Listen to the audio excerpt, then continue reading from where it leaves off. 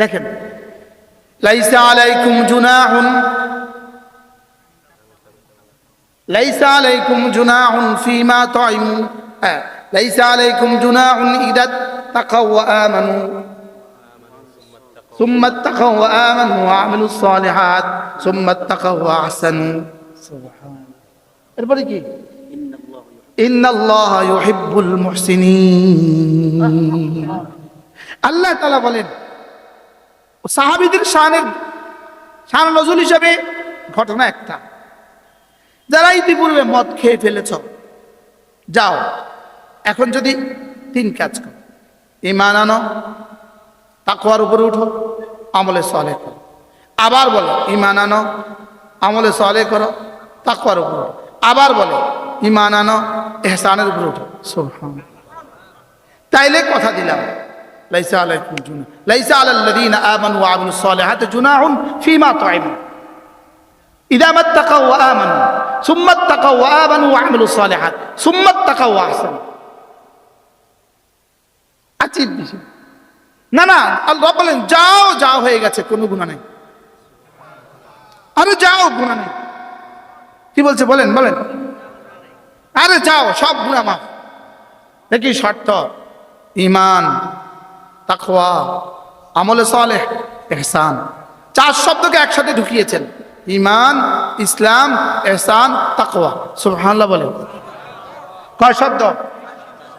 আমলে সালেহ মানে ইসলাম, ইসলাম মানে আমলে সালেহ। তাহলে এই 4টা যদি তোমার থেকে হয়ে যায়, লাইসা আলাইকুম জুনাহ, যাও, আর কোনো গুনাহ নেই। গুনাহ হবে মানুষ হিসাবে, আবার মাফ করে দিবে, আবার হবে, আবার মাফ করে দিবে, আবার হবে, আবার মাফ করে দিবে। কয়টা পাওয়া গেলে মাফ করে দিবে? কি কি?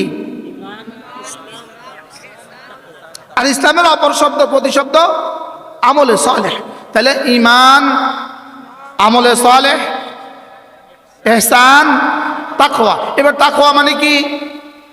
4 নম্বর থেকে শুরু করো, গুনাহ ছেড়ে দেওয়া, বলো। ইহসান মানে আল্লাহ আমাকে দেখছেন এই ধারণায়। আমলে সালেহ মানে নেক আমল করা। এবার ঈমান মানে বিশ্বাস করা।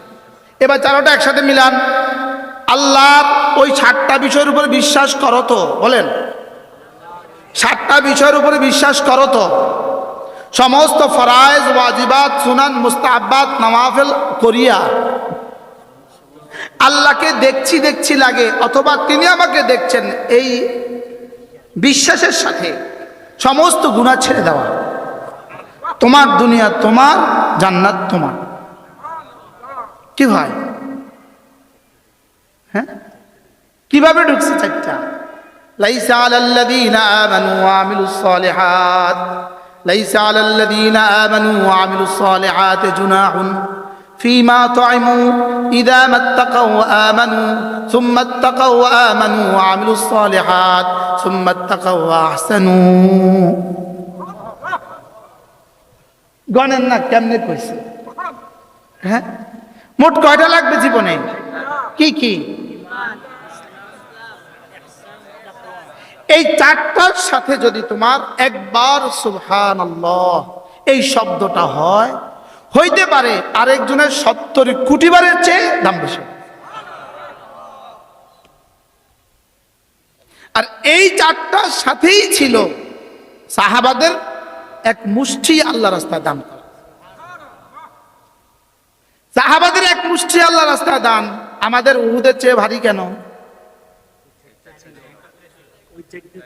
হ্যাঁ, হযরতে ওমর কি বললেন, আবু বকর আপনি যদি আপনার জীবনের 1 রাতের আমল আমাকে দিয়ে দেন, আমি আমার জীবনের পুরোটা আপনাকে দিয়ে দেব। হযরত সিদ্দিক আকবর কি বললেন, ওমর আপনি শুধু কিয়ামত পর্যন্ত যদি গোটা বনি আদম, সমস্ত বনি আদমের সমস্ত আহলে ঈমানের সমস্ত আমল আমাকে যদি দিয়ে দেয়, তো আমি গারে সরের 1 সেকেন্ডের টাকা দেব। কি হয়? 1 সেকেন্ডেরটার দাম কত হয়ে গেছে? রব যেদিন এলান করছেন, ইজ ক্বালা লিসাহিবিহি, সব সাহাবীকে সাহাবী রাসূল বলেছেন, আবু বকরকে সাহাবী রব বলেছেন।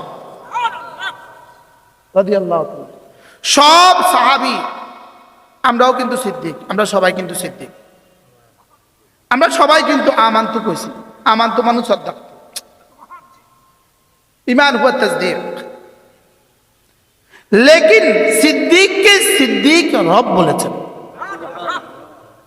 وأما من أعطى واتقى وصدق بالحسنى سبحان الله। হযরত আবু বকরকে সিদ্দিক কে বলেছে?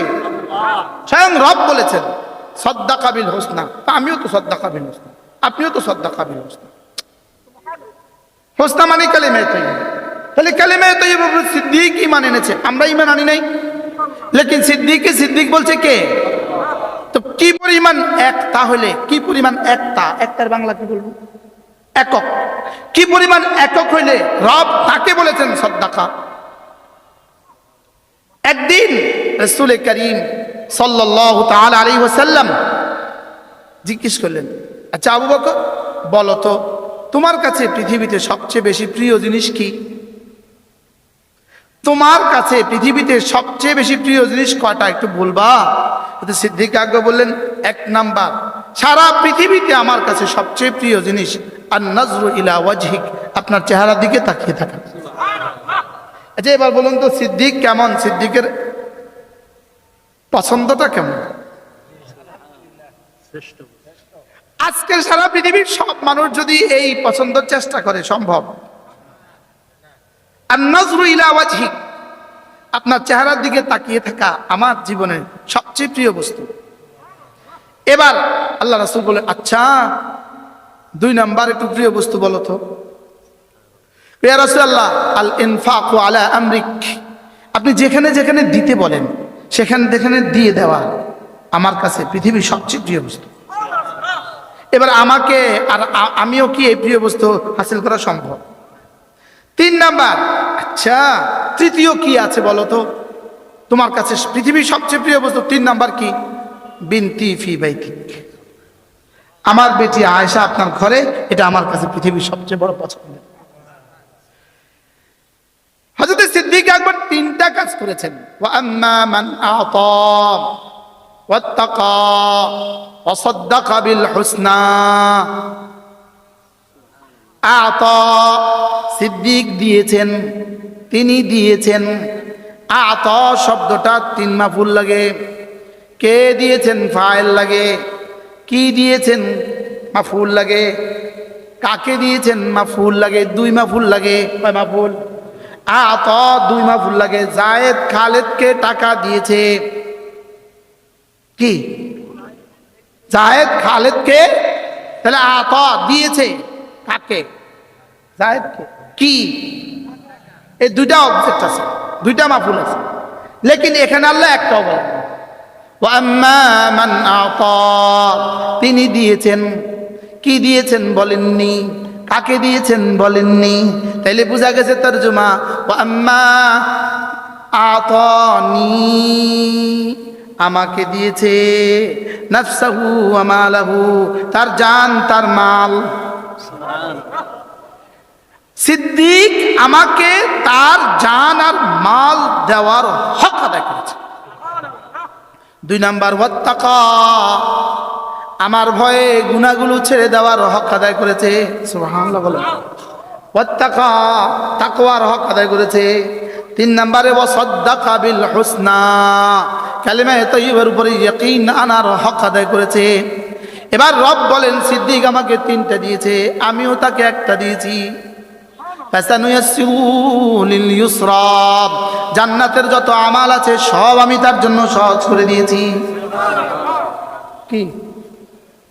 জান্নাতে যাওয়ার যত আমাল আছে সব আমি তার জন্য কি করে দিয়েছি? সহজ করে দিয়েছি। এবার বলুন তো দেখি, রব যার উপরে খুশি হয় তার জন্য পুরস্কার দুনিয়াতে কি দেয়? ভুলে গেছি। জান্নাতে যাওয়ার আমল সহজ করে দেয়। কি বলছি বলেন? আবার বলেন, রব যার উপরে দুনিয়াতে খুশি হয় জান্নাতে যাওয়ার আমল কি করে দেন? সহজ করে দেন। এবার বলেন, জান্নাতে যাওয়ার আমল সহজ করে দেন। প্রশ্ন, জান্নাতে যাওয়ার আমল আল্লাহর কাছে বেশি দামি না জান্নাত আল্লাহর কাছে বেশি দামি? প্রশ্ন, উত্তর, জান্নাতে যাওয়ার আমল আল্লাহ তাআলার কাছে জান্নাতের চেয়ে বেশি দামি। সুবহানাল্লাহ বলেন। কি বলছি বলেন? কার কাছে?